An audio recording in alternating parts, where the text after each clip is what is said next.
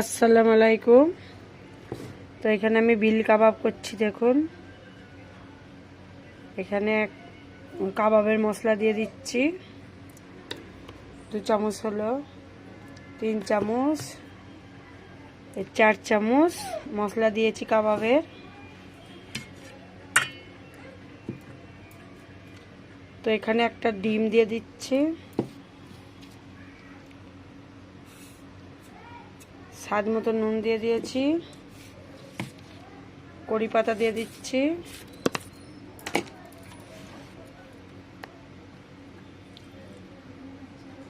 আদা রসুন একসাথে মিক্স করে বাটা আছে 1.5 চামচ দিয়ে দিয়েছি। তো এটা আমি মেখে নিচ্ছি।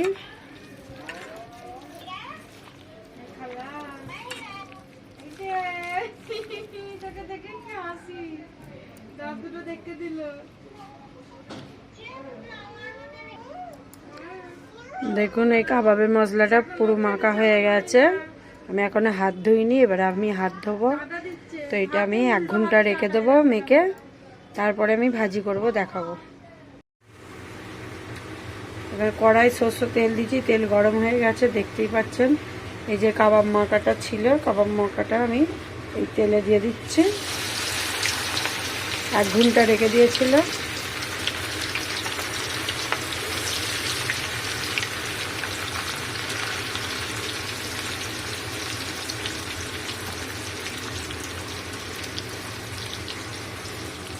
এটা আমি হালকা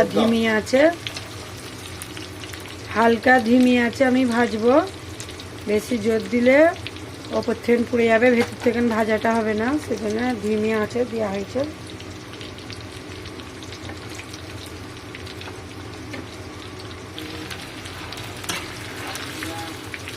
দেখুন কাবাবের মশলাটা কত সুন্দর, কাবাবটা কালার হয়েছে, খুব সুন্দর ভাজা হচ্ছে। গ্যাসটা একটু জোরে দিয়েছি, আবার আস্তে করে দেবো। এই মাংসের ভিতরে যে একটা পানি থাকে, সেই পানিটা মরছে।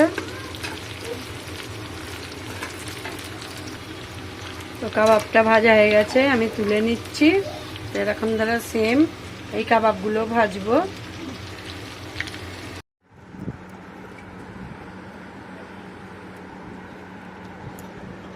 এই যে দেখুন, কাবাব ভাজা হয়ে গেছে, বিল কাবাব। তো এই পাতি লেবু দিয়ে, এই পেঁয়াজ দিয়ে খেলে হেভি টেস্ট হয়। আপনারা চেষ্টা করে দেখবেন, খুব সুন্দর হয়েছে। সাবস্ক্রাইব, লাইক, কমেন্ট করে দেবেন, ওপর দিকে তুলে দেবেন না।